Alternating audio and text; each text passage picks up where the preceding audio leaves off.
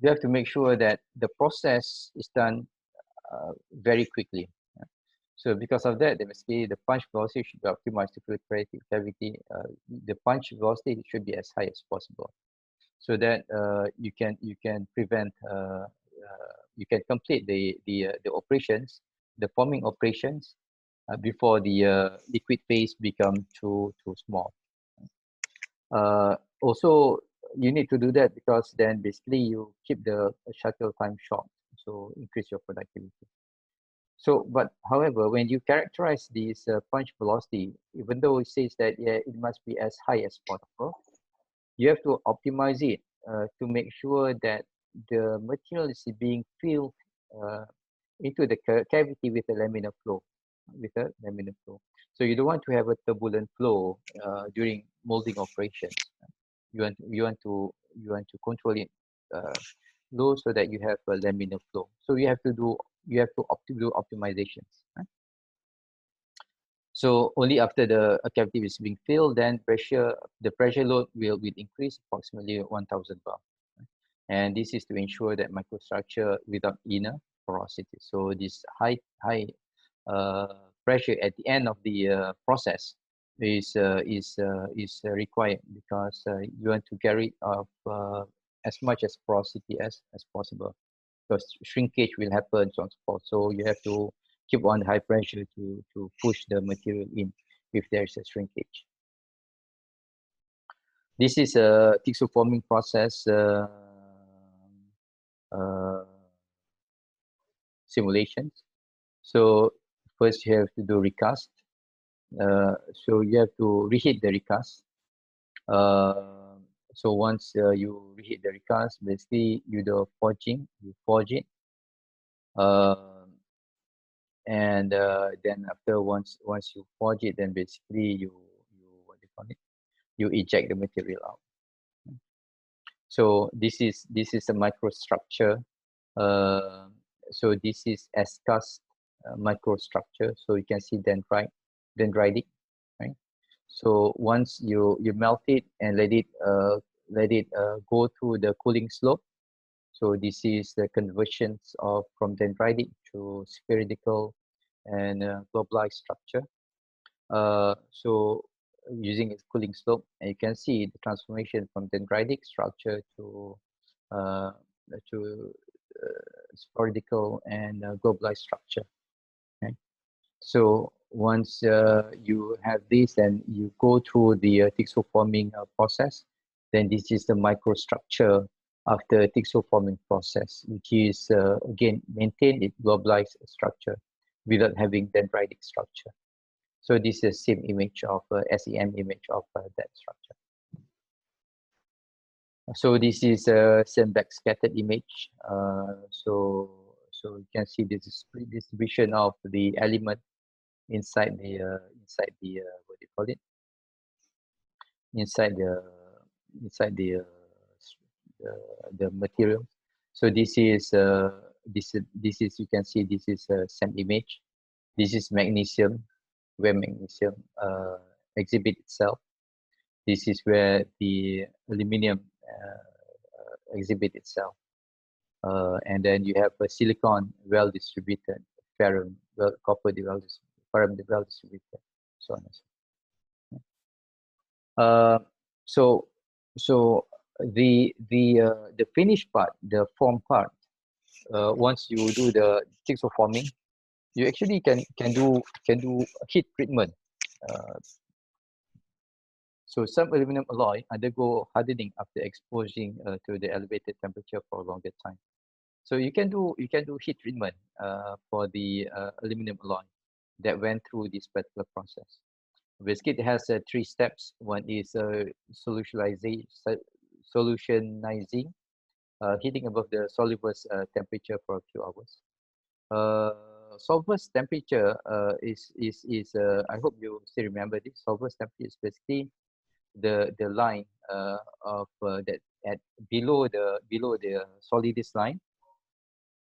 The line below the solidus line that's separating the phases. Phase. Quenching. So you heat it up and then you quench it from the solution temperature from this solution temperature above the solvent's temperature. And then artificial aging, heating at elevated temperature above the room temperature but well below the solver's temperature. So this is, let's say this is your solver's temperature. So first at room temperature, so you have to heat up above the solder's temperature, and then you quench it, right? And then you heat it up above the room temperature but below the solver's temperature. So to edge it, right? So so this is the yield strength. This is the time. So aging, strengthening, increasing with time. So as you age, it increase the strength with time. So the peak strength here, maximum strength obtained during aging, strength decrease with time. So you have to make sure that you don't age it. You don't age it beyond this particular time. So you have to do characterizations. So as you age the materials, basically in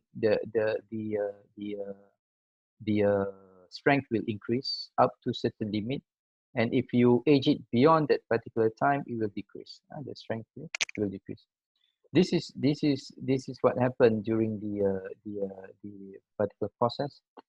So this is the solver's line. This is what I mentioned just now. This is a solver's line. This is solver's line. So this is a liquidus line. So above here you have liquid. Above here is liquid. So this is liquid plus solid phase. Liquid plus solid phase. So this is basically the solid phase, and this is the solver's line. So you have to increase. You have to what do you call it? Increase the temperature beyond the solver's line here, up to here. So what happened is you have a single phase or solid solution, and then you quench it down to room temperature, and you edge at that temperature. So what happened is quenching metastable or supersaturated solid solution forms, and when you age it, you drive the precipitation of theta inside the grain. So this is what actually increase the strength of the material. So this is what we covered. So should understand when you guys take engineering materials, this is covered in the engineering materials. So these examples of Thixoforming machines. So you have graphic die, tool, steel, heated die, so on and so forth. You can take a look at it. Skill examples of forming machines. Advantages comparing to casting operation. Semi-solid slurries provide laminar flow in cavity, leading to less gas entrapment. So basically, during casting process, if you can inject the materials into the cavity in laminar flow, then basically you can push most of the gas out. So basically can have a higher density and also higher dimensional tolerance. It reduces solidification shrinkage and tendency to hot tearing. So the initial temperature for the semi-solid casting is much lower compared to molten casting. So because of that, then the difference in temperature become lower. If the difference in temperature become lower, then you have less shrinkage. Right? Lower operating temperature, as mentioned just now. So if you're talking about semi-solid slurries compared to liquid metals, then semi-solid slurries is at the lower operating temperature. Right? So yeah, operating temperature is lower. Shorter solidification time lead to a shorter production time. So again, solidification time is lower because the temperature difference between slurries, semi-solid slurries, and room temperature is shorter. So because of that, basically, you can shorten the solidification time and increase the productivity. Lightweight and near shape process reduce thermal shock. The die lead to longer life cycle. So this also again have something to do with the differential in temperature. Comparing advantage compared to solid state operation, forging, rolling, extrusion. Semi-solid slurries fill the die more evenly under pressure. So compared to forging, rolling, extrusions on the solid state operation. So semi-solid state, semi-solid slurries basically can fill the mold die more evenly under pressure. It can make complicated shapes easily compared to forging, rolling, extrusion, and the operation requires lower energy compared to solid state operation. Some disadvantages of semi-solid operation: relatively higher feedstock material cost. So material cost for the feedstock is higher.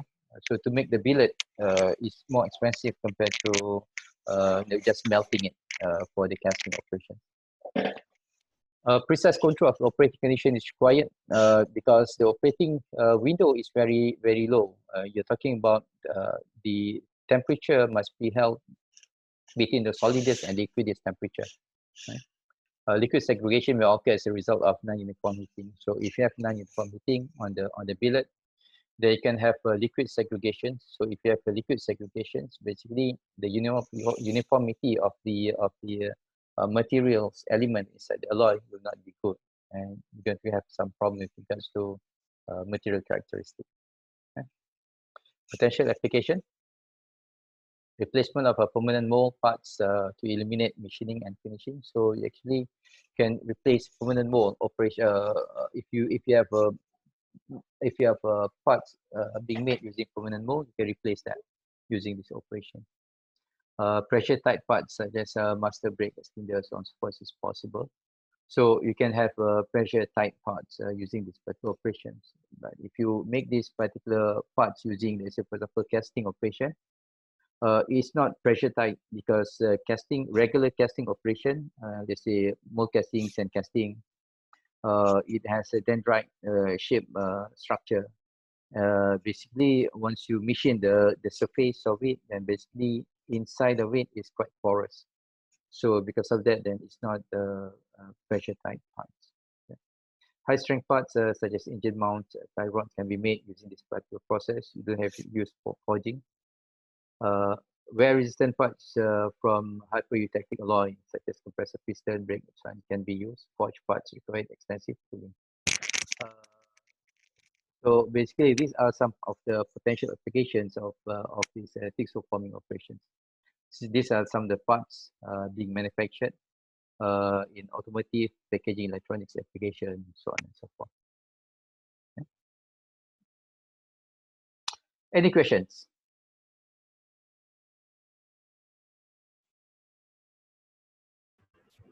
No, sir.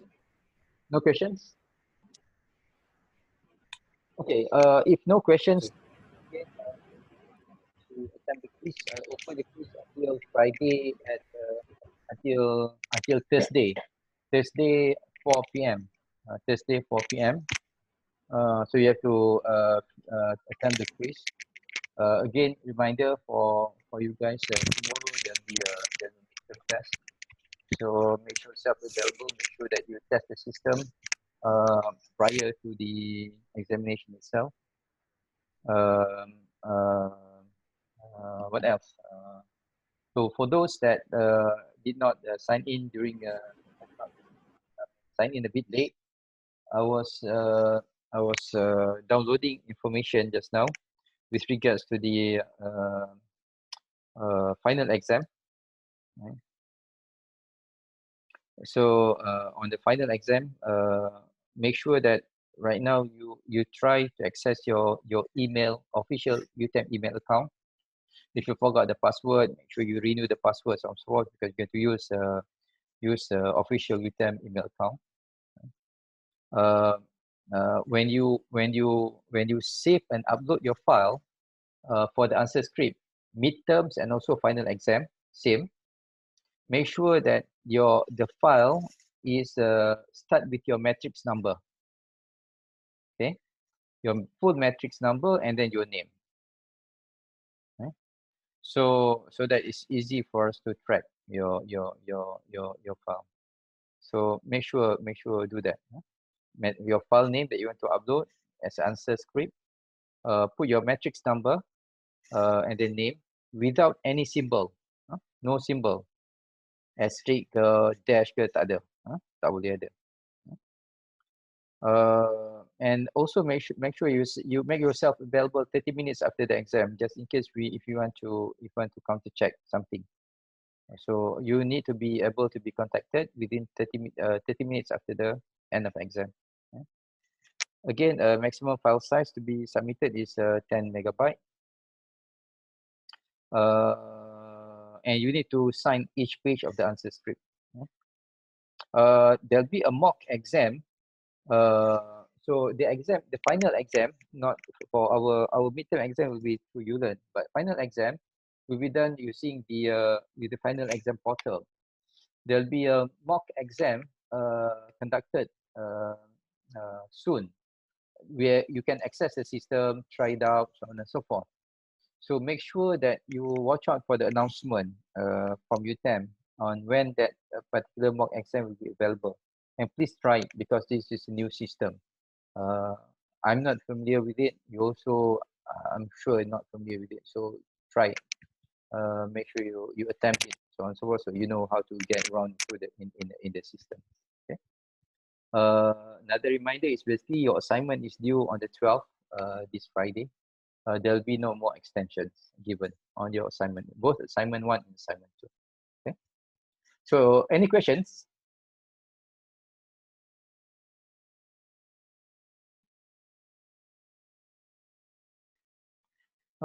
Access using Microsoft account ke doktor untuk mock exam tu nanti basically to access into a mock exam tu basically how to access it, so on and so forth will be announced through by UTM. UTM will inform all the students on how to access it. I also have not accessed that portal yet, because it's being developed as we talk right now. Right? Any other questions? But make sure that you have you have to make sure that you know your email account number and also password. This is the official email account for UTM. Any other questions? Doktor. Tak ada? If no questions, then that's it for today. Thank you for your participation. Have a great day. Assalamualaikum warahmatullahi wabarakatuh. Salam, thank you, Doktor.